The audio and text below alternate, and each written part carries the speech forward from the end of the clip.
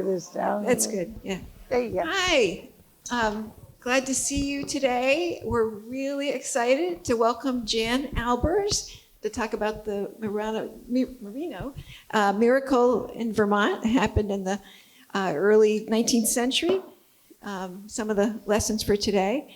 Jan is a historian, a museum administrator and consultant, and author of Hands on the Land, A History of the Vermont Landscape.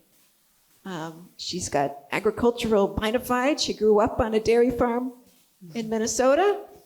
She has a BA from Carleton and a PhD in British and American history. She serves as president of the board of the Vermont Historical Society and lives in Weybridge with her husband, who's an emeritus professor from Middlebury, Paul Monod. So welcome, Jan. Thank you, Anne. Thank you very much. Can everybody hear me? No? Okay, she was gonna, can we get it louder? Okay, she's working on it. Yeah, I'm wearing a mic, but we're making sure that, can people in the back hear me? You can? Okay, you're good? Okay, I guess we're there, thank you. And thank you to our technician over here who's done a super job. So anyway, if you open any like high-end catalog or you look at a Vermont Darn Tough Sock ad, and it doesn't take much effort to find that the quality wool is merino. There are hats, there are jackets, there are sweaters, there are socks. You can outfit yourself head to toe in merino wool. And it's generally regarded as the highest quality wool on the market, known for its softness, its super insulating qualities, its moisture wicking properties if you're getting wet out in the elements due to its natural lanolin, and its gentleness for those who have sensitive skin. I mean, I can't wear most kinds of wool on my socks, but I can wear merino socks. I always know if it's the real thing because my feet aren't itching. So it's amazing stuff. And since cashmere doesn't come from sheep, merino is the most desirable wool on the market. So you'd think this wonder wool must be some kind of a new development, right? I mean, what did they do in the last 20 years to invent merino? But merino sheep have been known in Europe since the late Middle Ages. High up in the hills above the hot plain that stretches out from Madrid, the Spanish kings retreated in the summer to their palace at El Escorial. And up there on kind of a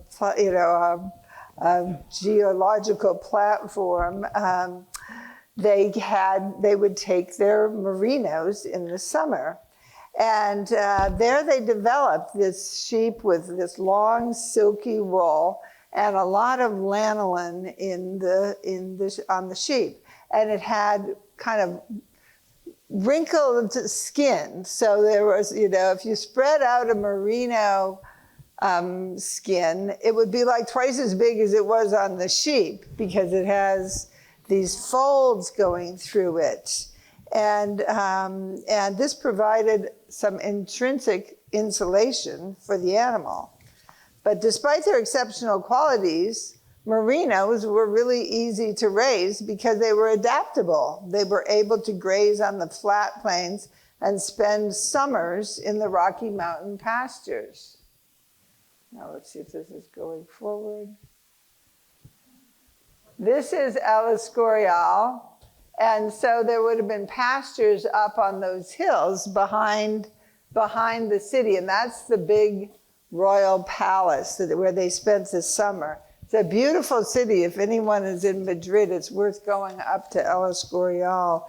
It's just a stunning setting and a really charming little town. And by the 17th century, these wonder sheep were so highly prized that it was illegal for anyone but the Spanish monarchs to own them. An occasional pair might be given to distinguished royals or diplomats from other countries, but almost all of them remained on the royal farms of the Iberian Peninsula. And one way to know a precious animal of this period is if they were painting them. And this is a painting featuring a merino, and it was painted by Bartolome Esteban Murillo for a royal farm. The Good Shepherd, El Buen Pastor, is traditionally from a parable of Jesus, who here cares for his little merino.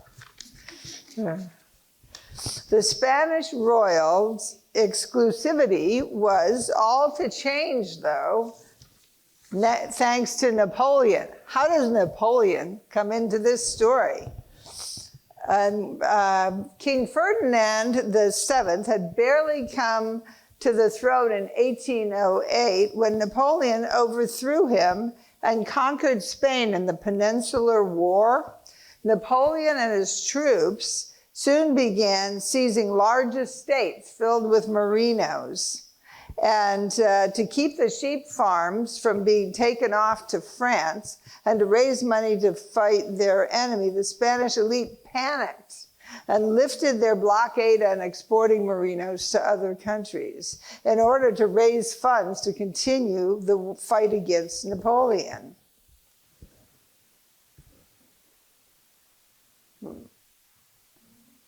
This is Napoleon accepting the surrender of Madrid on the 4th of December, 1808. No sheep in this one, but they were in the background, I think.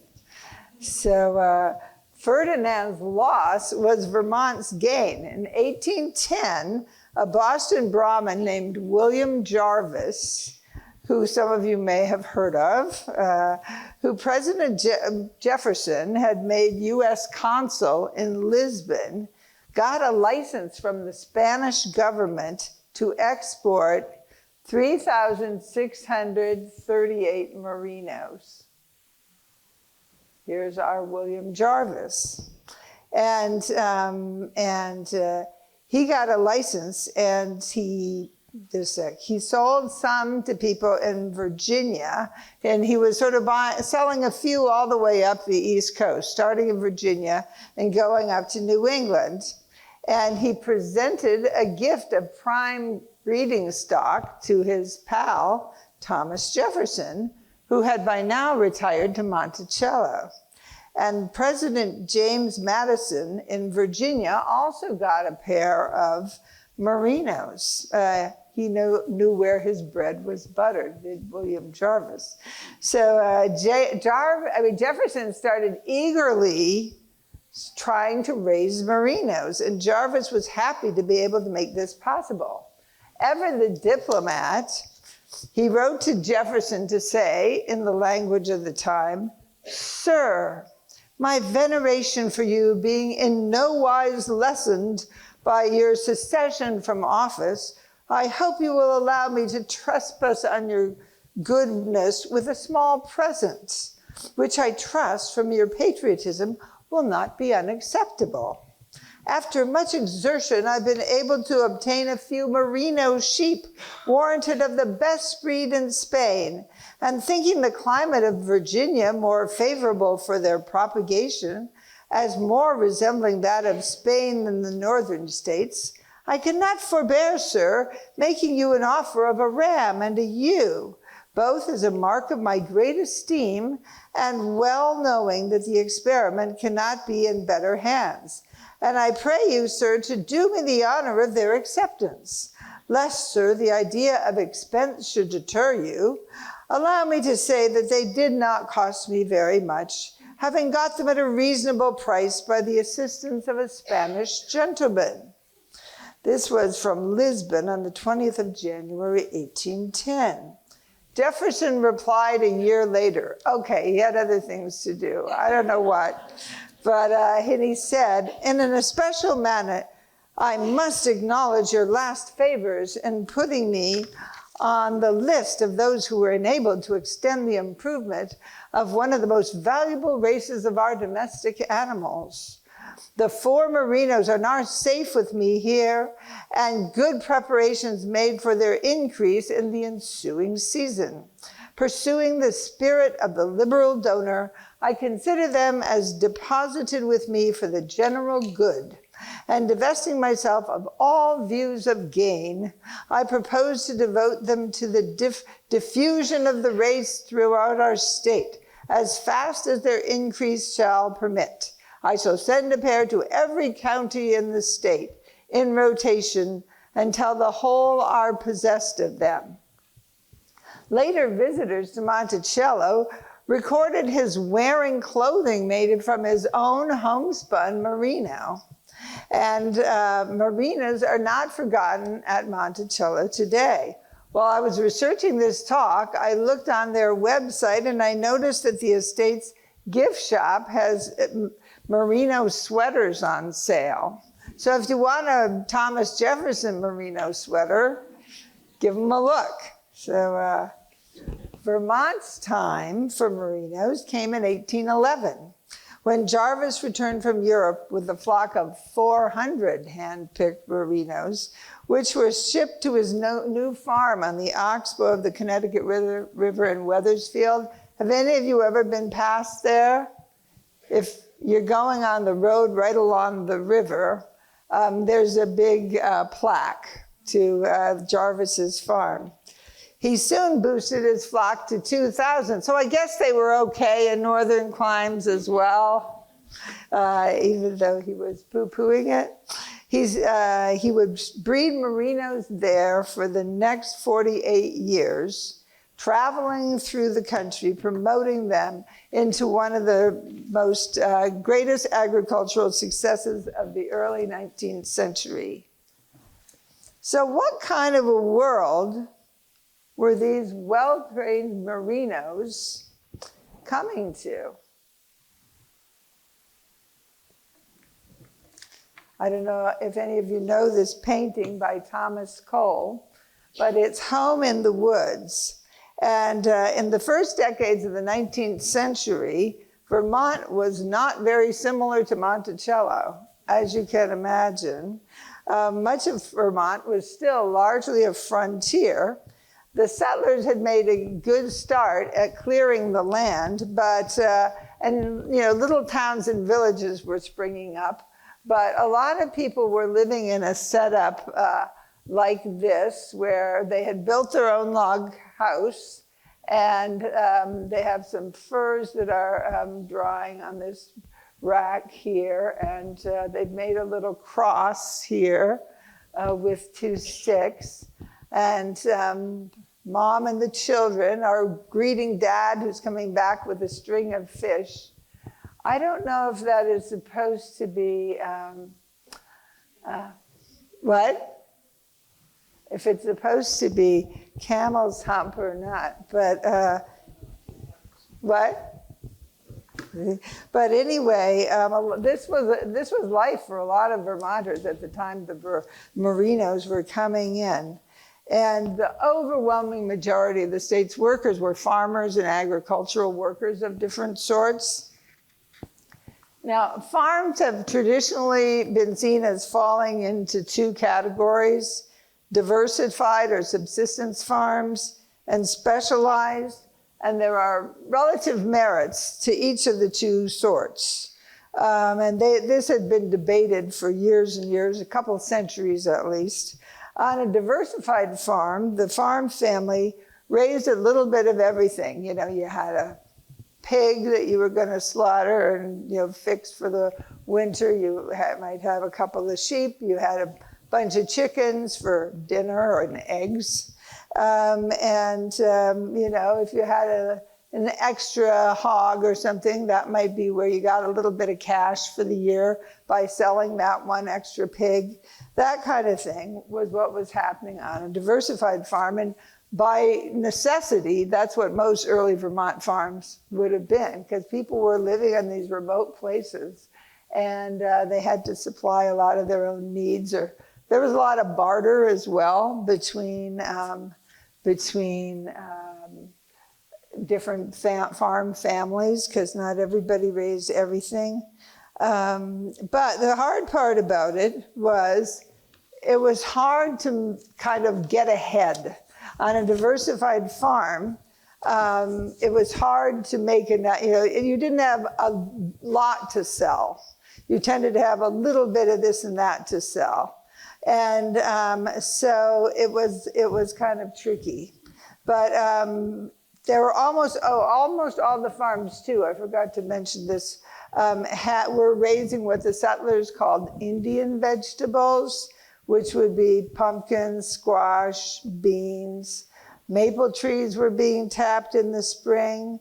And most of they didn't use syrup very much. They mostly made it into sugar because they didn't have sugar from, regular cane sugar.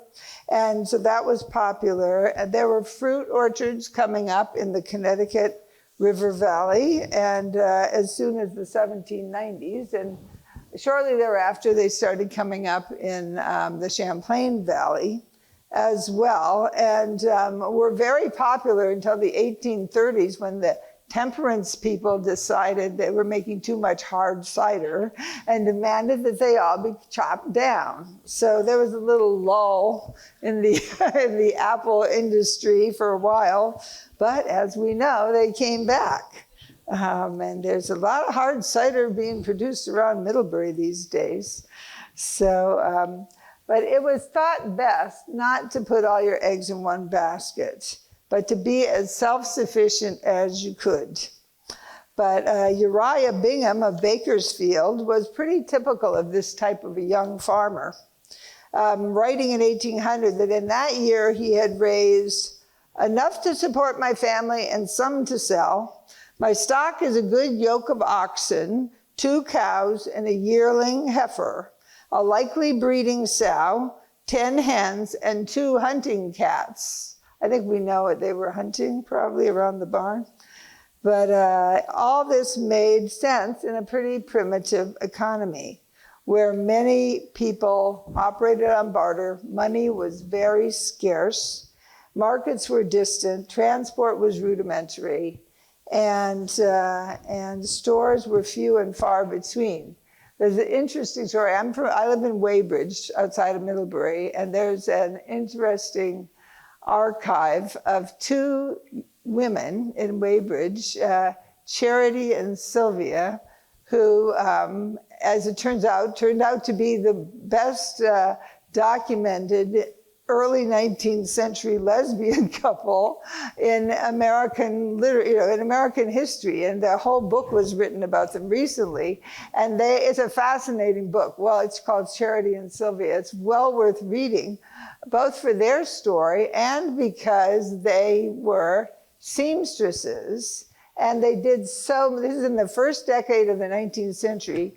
They did so much of their, they earned so much of their money from just trading things. So, a wife would come and say, will you make my husband a shirt? And they'd sew up a shirt, and in exchange, they'd get a bunch of hams. That was going to take them through the winter. And they are all through this book that is quoted from letters of theirs that are in the Sheldon Museum in Middlebury, are all these transactions. And when they get a little money together, one of them would go into Middlebury, which had little shops, and would get, maybe a little rum. And they'd get, sometimes they could get real sugar, like cane sugar from the Caribbean there, and, a few other things that they couldn't produce for themselves. And so that was kind of how things were functioning at the very beginning of the 19th century. But some of the farmers were getting really frustrated with this because, they said, well, I can support my family, but I can't get ahead. Like if I wanted to buy more acres of land, or if I wanted to expand, I can't do that on this, 1 hog a year plan that I'm selling. So they decided to start thinking about what would be something they could grow that they could sell at a higher kind of level. And it was then that we were on the verge of Vermont's first great step, the great leap forward. You can picture it leaping over a little stone fence if you want to, like if you're counting them when you're getting ready for bed. But in 1811, Vermonters were poised on this first big expansion. And, but they still, they didn't know how it would turn out. Jarvis was the man for his times. He was generous with his new flock and enjoyed a profit by selling Merino breeding stock to farmers around the state. And it wasn't just Jarvis. In 1811 and 12, about 20,000 Merinos poured into New England and upstate New York. And the first Merinos did not impress Vermonters, who were used to their own sturdy breeds of native breeds of sheep that you could, you could shear them for wool, or, if it started to get older, you could eat it. So anyway, but then these Merinos come in, and they have small frames. Oh wait, I'm going backwards, sorry. Got to get used to my thing here. See these? Dirty Merinos. Okay, they have these little frames and these big, if you look at them, you can see these big wrinkles, right? Which look kind of weird. I mean, but they're kind of interesting to look at as well. But those wrinkles, of course, catch a whole lot of dirt. And the other thing about them is because they have so much lanolin in their skin and their fleece, they pick up everything. Everything sticks to a Merino. So, they're kind of messy. And at first, the locals thought, there's no way. And they're kind of small. You'll see some images later where they look a whole lot bigger than they are, but they're pretty small. And so who wants these dirty little sheep? Looking back on seeing his first Merino, William Sanford reminisced in 1865, "I can well remember the first Merino ram brought into my neighborhood. He was small and he had short wool, which was very dark and crusty on its outer ends. So strong was the prejudice against him that one person gave notice to his owner that if he got into the lot with his native sheep, he would shoot him." But after a few experiments, the tide turned strongly in favor of the Merinos. Now, Merinos were known for this lanolin, which was called yolk, because it kind of looked like an egg yolk in their fleece. It gave it the greasy look and caused the dirt to stick to it. Before shearing, a Merino could look very grubby and unkempt. This lanolin had the advantage of making the unwashed cuttings heavier, thereby bringing a higher price by weight. You see what a good idea this could be for some sharpster? So anyway, this could lead unscrupulous sellers to pass off inferior rams or Merinos as breeding stock by concocting a mixture of linseed oil, burnt umber, and lamp black that closely resembled the look, smell, and feel of real Merino yolk. Known as the Cornwall finish, no aspersions on you, Cornwall. It was almost impossible to detect when they were sent to markets in places like Ohio. So basically, you wanted to market them farther away, And by the time a rainfall washed it off, exposing the deception, the sellers were halfway back to Vermont. So the breed took off with lightning speed. Everyone with a piece of pasture wanted Merinos.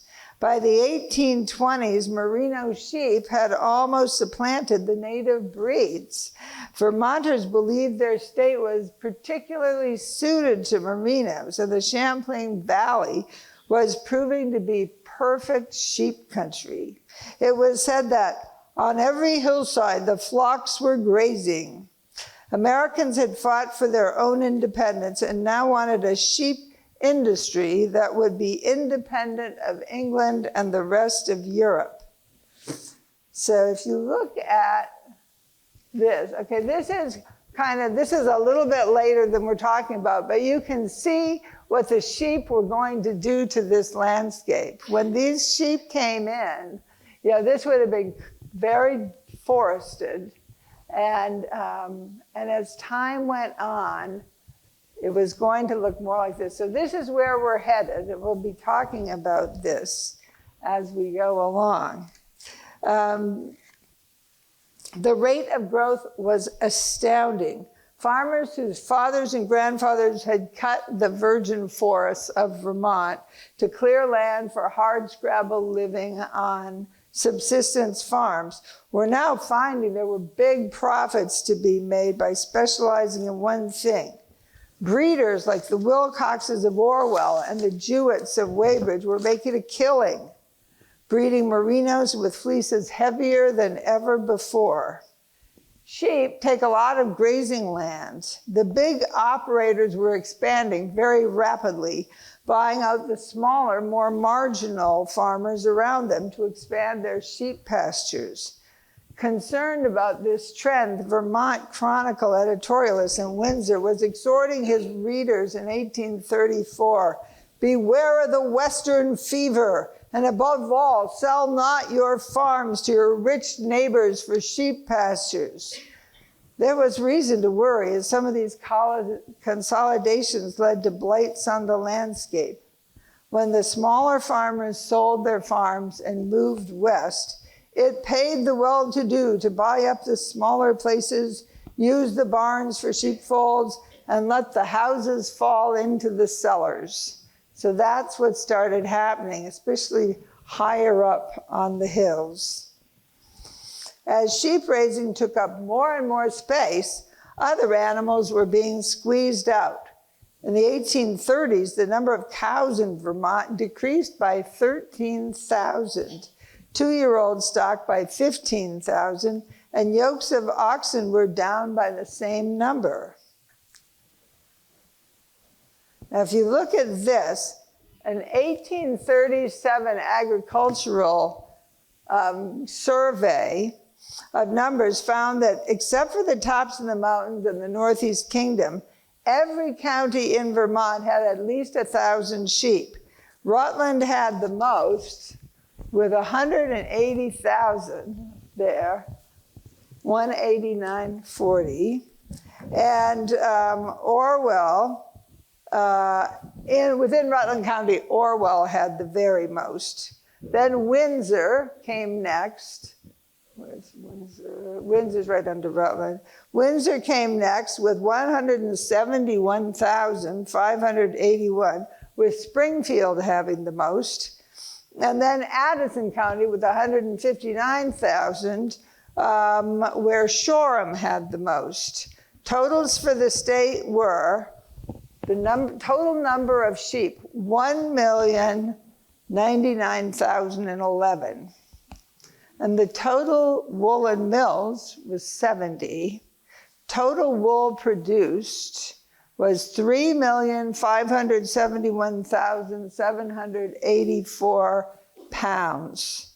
And the total profit was $1,803,751. I mean, that's just a mind-blowing billionaire type, amount in this period.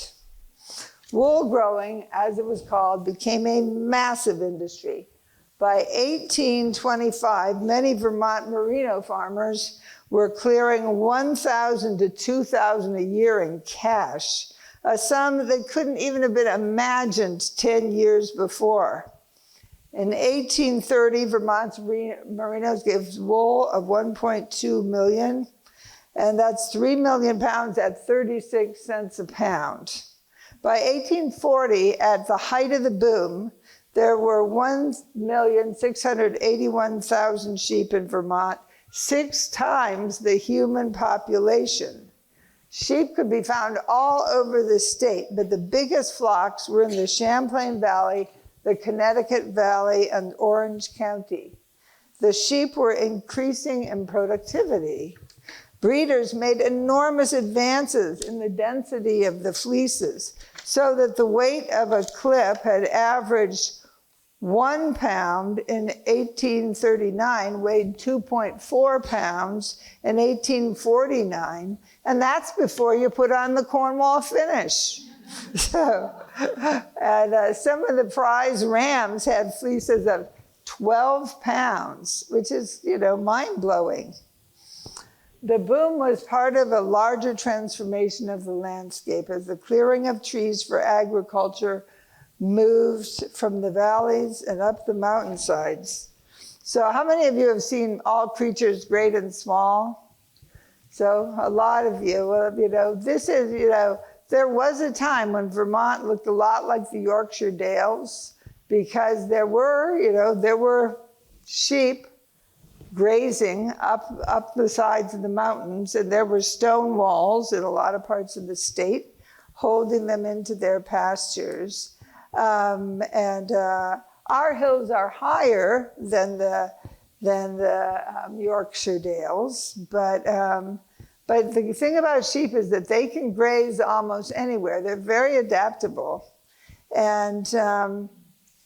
but even though a lot of people had them on their hillside farms and mountain farms, nobody was taking the breeding stock up there. This breeding stock was so valuable that was still being kept down in the flatter fields along the Champlain, Lake Champlain, especially in Addison County.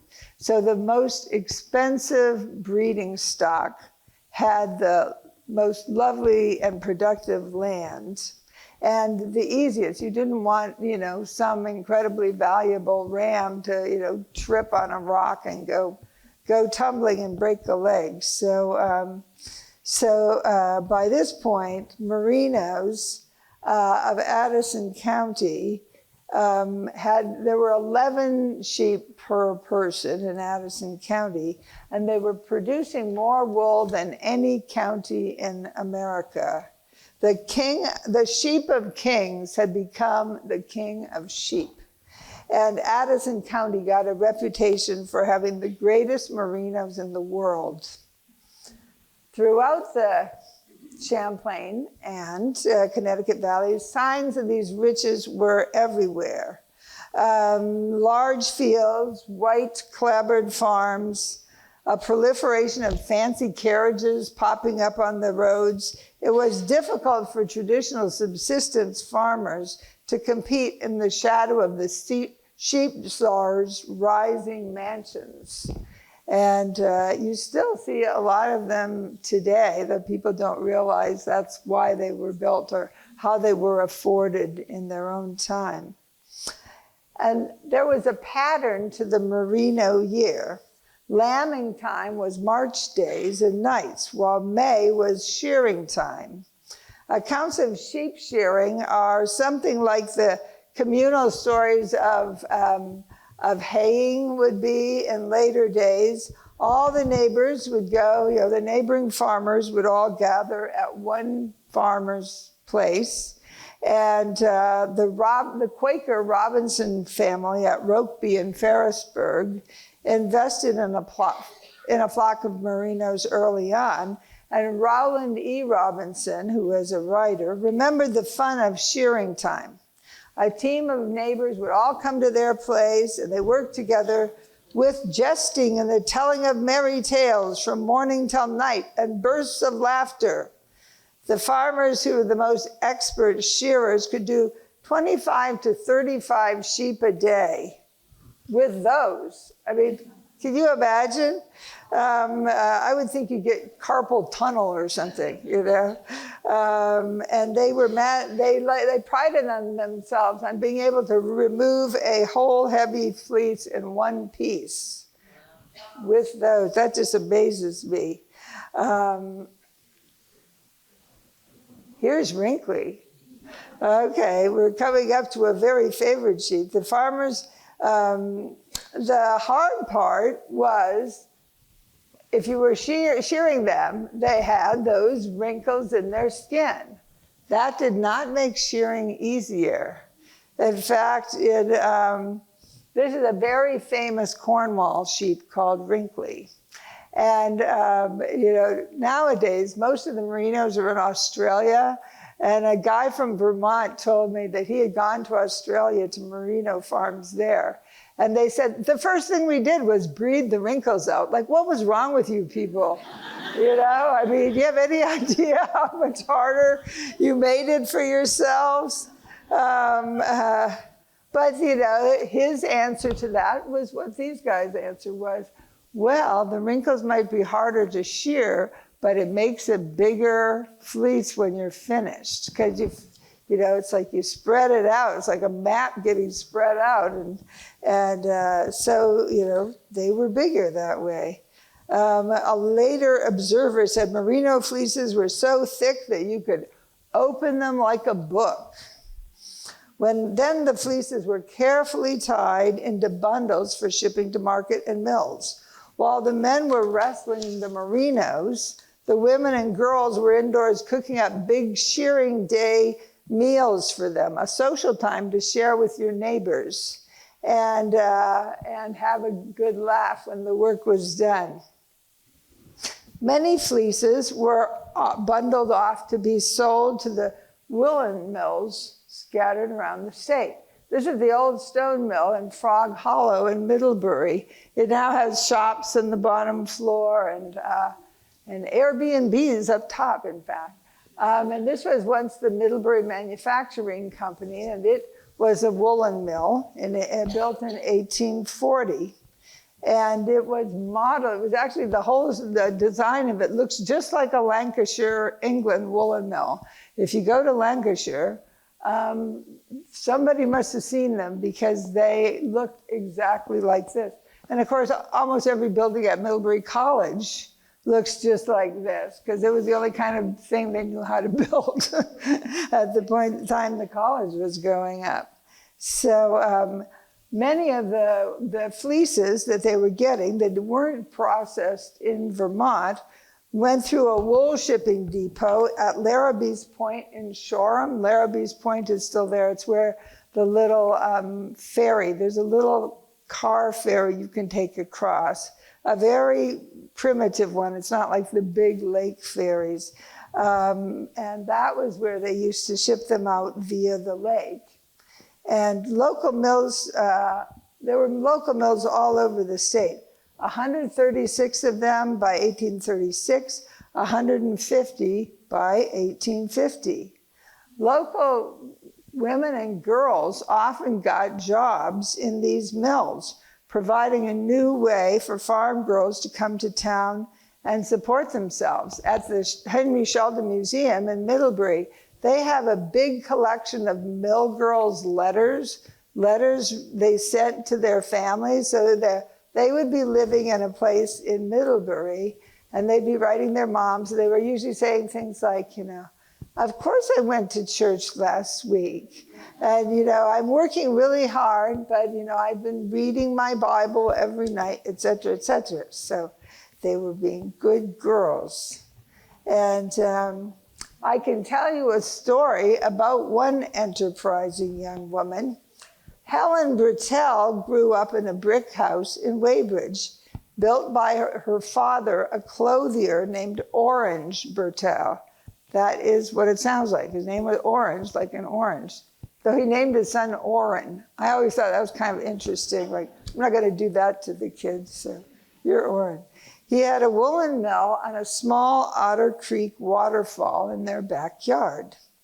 Helen lost her mother early and mainly helped with sewing and caring for her little brother and sister inside the house. But in her memoir, she told of how her father taught her to run all the machines in the mill when she was still small enough to be able to run them standing on a wooden box. This knowledge came in handy for this bright young girl one day, as she later wrote. I remember now one beautiful spring morning when Father went to Vergennes for dye stuffs and oil for his factory. He gave my sister and me the day to visit a friend in the country, and we were going to go see our friend Louisa Jewett. Her father, Solomon Jewett, was a rich farmer who made a specialty of merino sheep. And several of their portraits, painted life-size, hung in the parlor at their house, which is an interesting thing to be looking at as you ate your lamb chops. About the time we were ready to go, there came from Cornwall, the next town, a man with 60 pounds of wood to be carded for his wife to spin. He was very disappointed to find that Father wasn't home, and said that if he could have just a few pounds of rolls, he would come another day for the rest. I felt confident that I could card a few pounds, so he waited until I carded 6 pounds of wool, and he went home well pleased. Of course, our visit was spoiled, but I had secured a 60-pound job, so what did I care? This isn't hand carding we're talking about. This is the kind of machine she was doing it on. Can you imagine getting sucked up into that? You know, I mean, I assume this was connected to the waterfall propulsion, but I'm not sure. But it still was an extremely dangerous thing.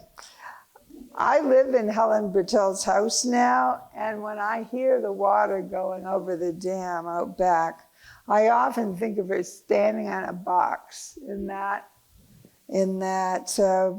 factory carding wool, and of the other girls who were part of the Merino boom.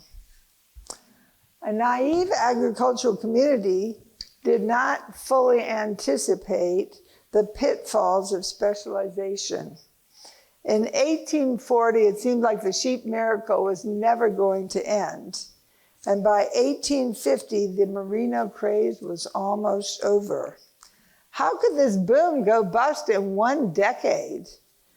The burgeoning woolen mills were demanding cheaper wool to make cheaper clothing, and for the mass market. They were successful in their efforts so that the relaxing of government tariffs in the 1840s flooded the market with cheaper wool from the opening West. The Vermont industry's real disaster came in 1846, when the tariff on wool was eliminated completely. The opening of the Erie Canal and the coming of the railroads raised hope for new Western markets, but instead Vermont was flooded with cheaper wool from Ohio and beyond. What to do when it was costing more to feed your sheep than you could get for their fleeces? Beneath all that wool, merinos are relatively small frame and really not good for eating, so that wasn't an option. Up to 2/3 of the state's sheep were killed between 1846 and 1850. They just had to slaughter them because they couldn't feed them. It must have been incredibly heartbreaking. Vermont farmers now were beginning to see that there were dangers in putting all of your eggs or fleeces into one basket. Farmers were forced to turn back to older subsistence methods or find other ways to survive on their land.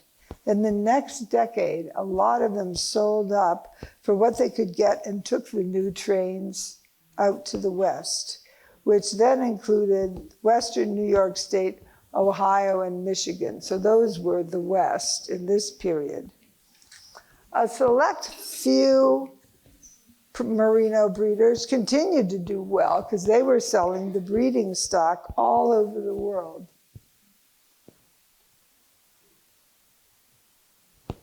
These were the homes of some of those very, very wealthy breeders of breeding stock. Alonzo Bingham of Cornwall sold $43,402 worth of breeding merinos in one 8-month period in 1850 to farmers from as far away as Virginia and Michigan.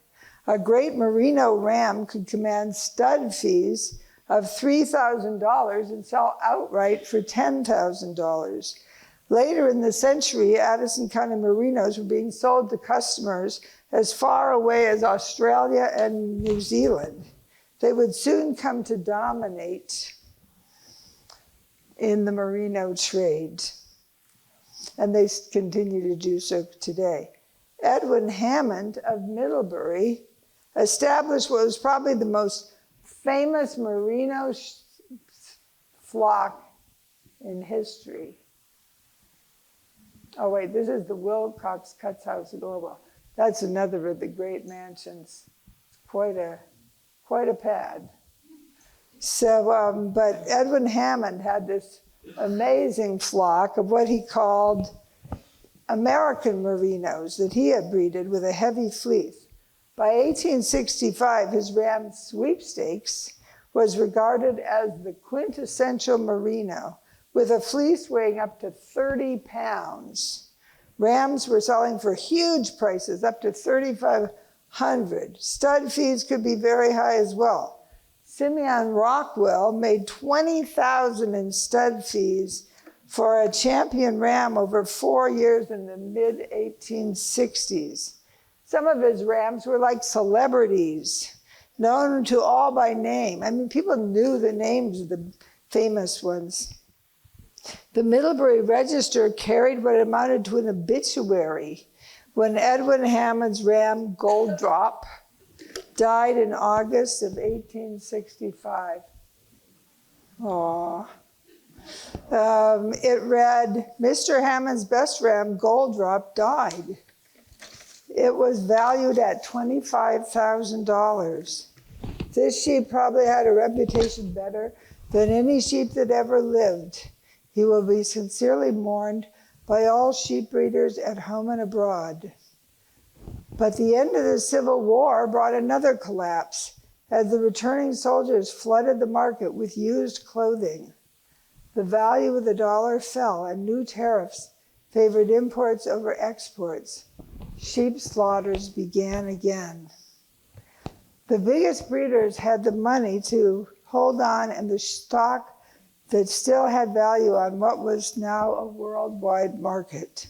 In 1876, they started a registry for pedigree merinos to regulate the trade. By this time, prize merino rams were going to Texas and California.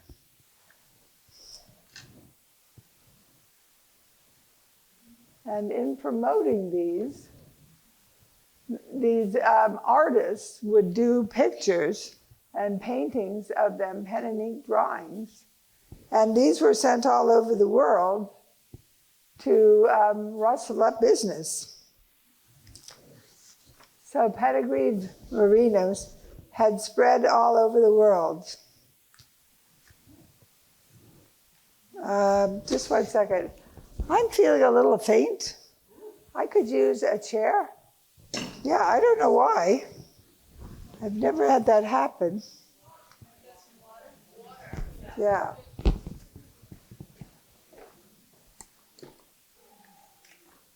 Sit down right over here. Thank you very much. Thanks.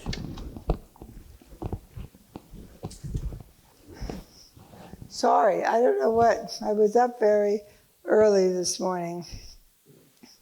So anyway, the merino sheep boom and its bust taught Vermonters some happy lessons and some hard ones as they went from subsistence to specialization and back. Subsistence had made it possible for farms of all sizes to provide for a family by letting them do for themselves, but it didn't bring in much money. Specialization could bring in capital, sometimes huge fortunes. But it could also be risky in a world where the producer could do little to control tariffs or markets. Specialization could also transform the landscape. When Jarvis brought his first Merinos to Vermont in 1811, and many of the mountains were still covered in trees. And by the 1880s and early 19th century, the state was 75 to 80% deforested. We're now 75 to 80% forested. So it's kind of staggering to think of, what it would have looked like back then. And, we think, we're used generally in favor of the trees. And we think of how nice it is for it to be forested and how ecologically sound that practice is. But the people who grew up with that very open landscape had a very different feeling about it. And as one Vermont woman, Ruth Dutton, looked back from the 1930s to her childhood in the sheep era, she said, "I grew up on a farm, and someday I hope farms will come back. I'm looking for the day. Oh, it makes me sick. All these hills were open country, and a great many people had large flocks of sheep, and those pastures were grazed so they were just like lawns. There was none of this brush scattered around. Well, all those hills are grown up now. No one who isn't very old can remember how they looked. The cattle and the sheep were turned out in spring and got in the fall and kept in barns through the winter, and you went out once a week to salt them, and they were all right. They were happy. But now it's all growing up to wilderness. Like, what could be a worse word than that? Wilderness. It was agriculture more than any other, or all the other changes put together, that altered the look of the Vermont landscape in the 19th century. This is a flock of sheep out on the Mount Tom in Woodstock. So that, I think, gives a really, really clear idea of, it's like that early one we showed of Ludlow, and it had gotten to be more and more and more, and that's what Vermont looked like. And I sometimes think, I'd just love to see it for 1 minute, It would be kind of cool to just see for a minute what that looked like. And it was agriculture more than anything that made Vermont into a very different looking place. It was farmers who chopped down the trees, cleared out the brush, built houses and barns, planted the crops, created the meadows, and scattered them with sheep and horses and cows. A landscape that had once been overwhelmingly green and dark and dense with trees was now open and swathed with the colors of crops, light greens and dark, golden wheat, blue flax, and red clover. Each color represented a choice that someone had made about how to use the land.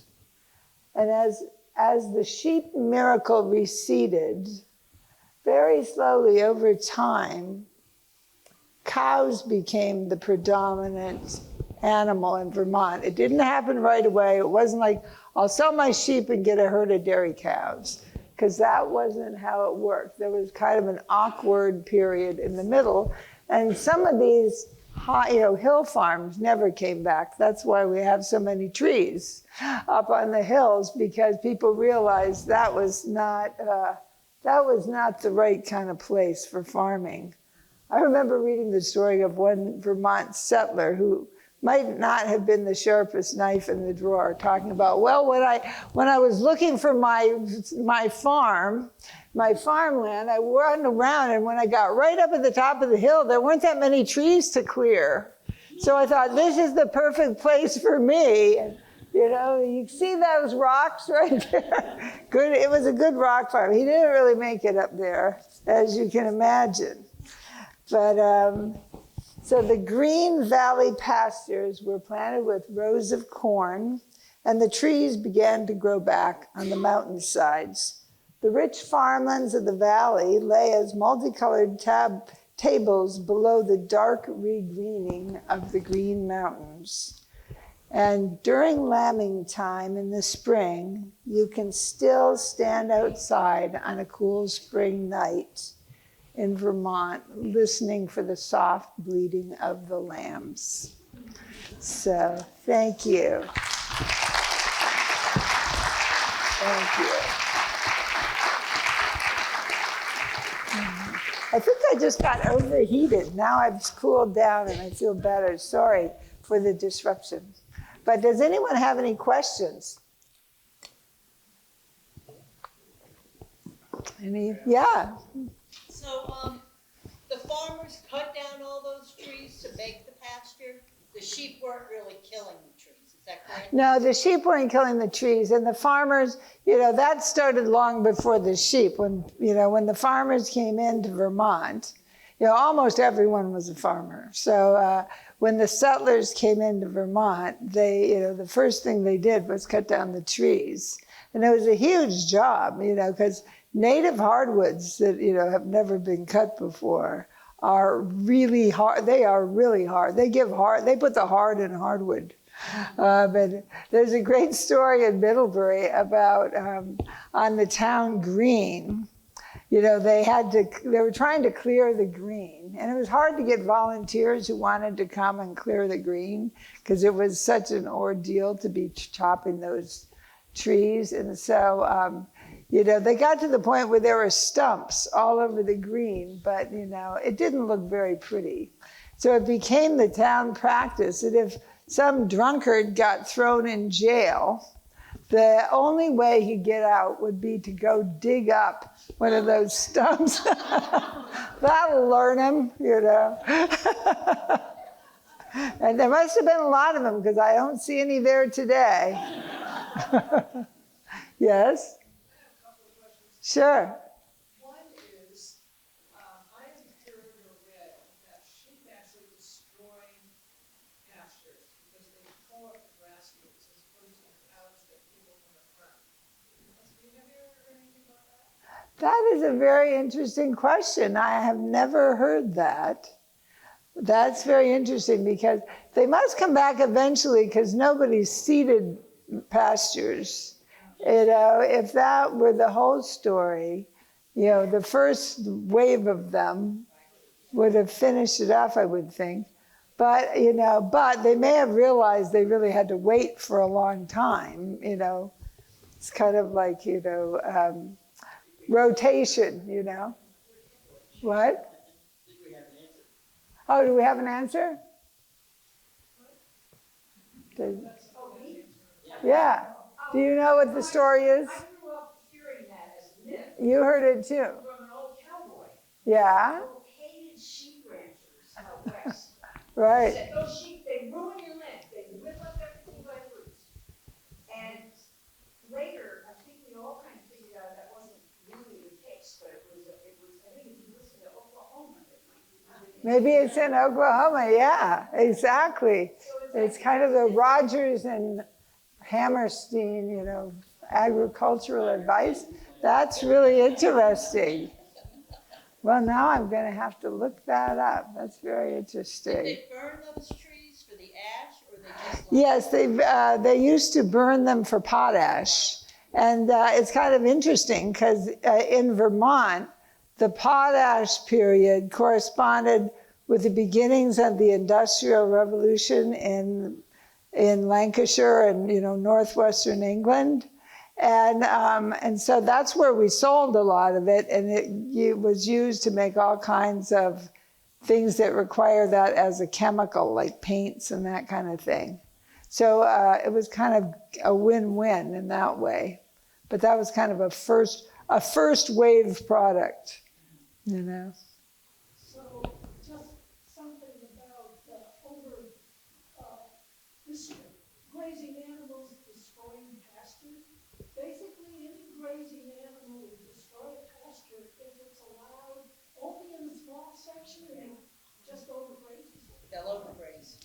Right.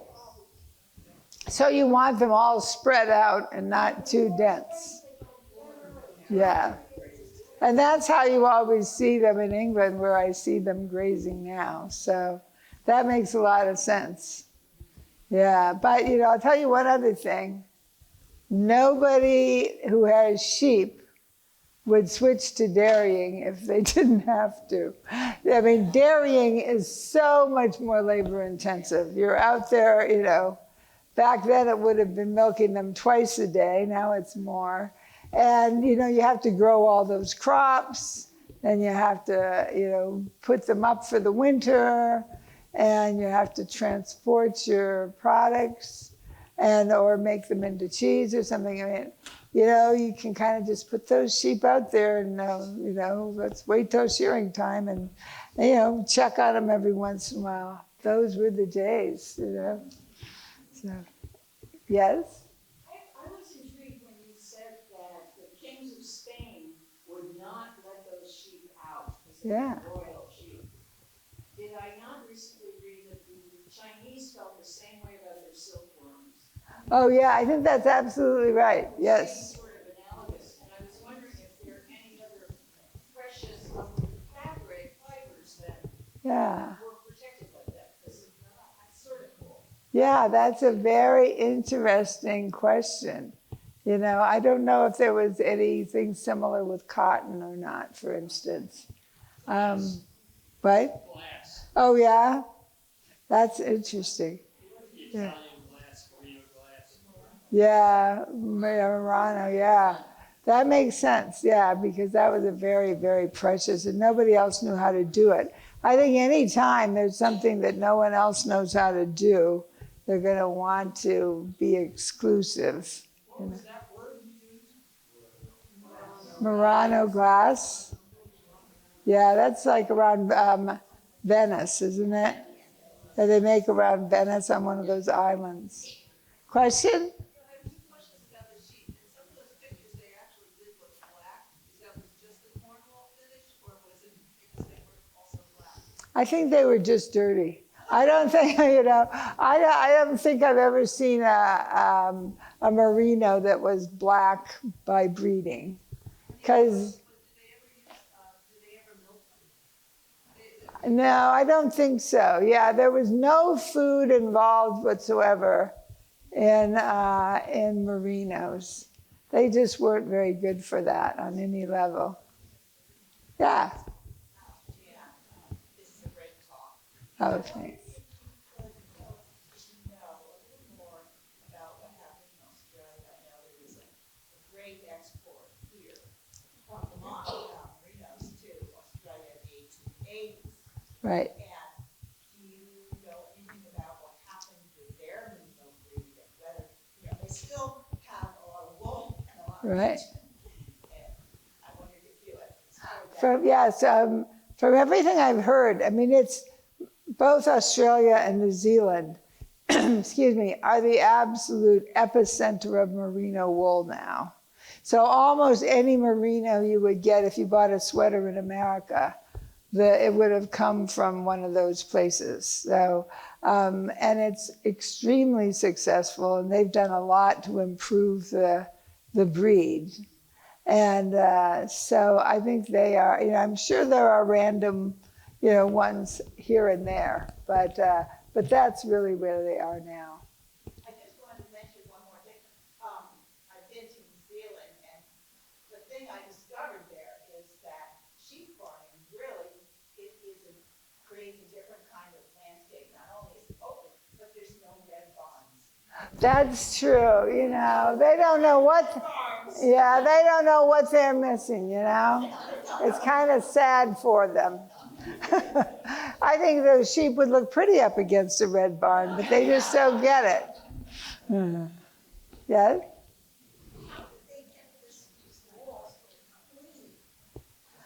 I think that, they had like big, kind of like pools, and they used to wash it in these big pools when, right after, I think actually before they first, no, I think they did it after they cut it because they wanted to weigh them first.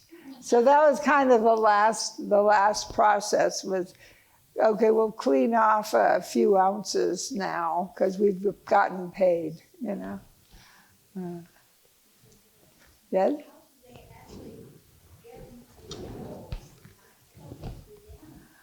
They just kept, I think that they work as a team, like they'd have someone else stretching them out for them while they were cutting, you know, because I don't see how you could do it yourself.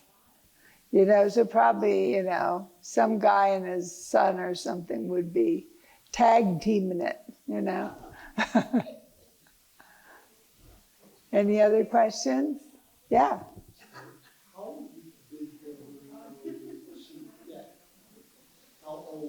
Oh, how old did they get?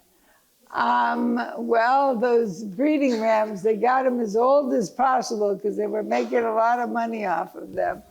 But I don't think, you know, I don't know. This could be wrong, so don't quote me. I thought maybe 8 years old or something like that. But I'm not sure. I've seen them mentioned as being 8, but I don't know if it was being mentioned because it was typical or atypical. So I'm not sure. Anyway, oh yes. How do they figure keep the statistics? I mean, it's 10,347 without counting. I know. I know. When I first saw that, I was kind of incredulous. But it turns out that they did agricultural, it was like a census, an agricultural census. And in fact, there's a woman named Amanda Gregg. She's an economics professor at Middlebury College. And she's like a statistics gal. And she's doing a big study now of all of the Addison County statistics from these surveys, from these censuses. And I saw her give a talk on that recently. And it was really fascinating because they wanted to know. And they went farm to farm and asked the farmers. We don't know if they were honest or not, but they didn't really have any reason not to be. And that's how they compiled it, by just asking each farmer how many of everything he had and what he was getting paid. So, yes? I was interested in what you said about the architecture of that building and how it's a little area of the wall, you know, how it's. Right. So it seems funny that it was what, 3 or 4 stories, and do you know how it worked inside? Because it seems like that's a lot of work to move all that around. Did that any plan? Well, there was on the outside, I don't know if it showed, but there would be over the top window, there was a big kind of a thing coming out. Well, there was a thing where they could roll something along this big piece of metal that was sticking out. And then they had pulleys. So they would take it out, you know, big bundles up on pulleys. And they could stop by any of the windows on any floor, and the guys would hook it and bring it over and unload however many they wanted on that floor. So I think that was kind of how they got it to each of the floors. And so that became sort of the model for what kind of building they could build for anything that wasn't a house in early Middlebury. So that's what the earliest dorms were. The earliest dorms in Middlebury looked just like that building. And I can tell you a sad story that has nothing to do with Merinos. But in the Middlebury was from 1800, and in the first decade, they were building a dorm that looked like that. And there were only 2 faculty members. So far, so good, you know. And they were just finishing it, and they were putting the roof on. And the president of the college basically said, we expect, to the 2 faculty members, we expect you to help. You know, this is, you know, if you want to have a place to teach and have students live, you're going to have to get this building done. and they went up there, and one of them slipped and was killed. They had one faculty member. So that was not a very cost-efficient way of, it was a sad story. And he lived for a few days. I won't go into the grisly account there exists of his final sufferings, but it was grim. Yeah. You mentioned that merinos didn't taste good, their meat. Yeah. You mentioned that Australia is the capital of Merinoville now. Yeah. So what kind of lamb is coming from New Zealand and Yeah, it's not merino for that. Yeah, the ones we eat from there are not merinos. I don't know what breeds they have for their eating ones. They're good. so you don't know the answer to that one? Yeah, I don't know the answer to what breed they send out for eating, but and I don't know if it's the same ones. They have a lot of good lambs in England and Wales for eating as well. I don't know if they're the same breeds or not. Yeah, but any other questions? Thank you. Thank you very much. Thank you.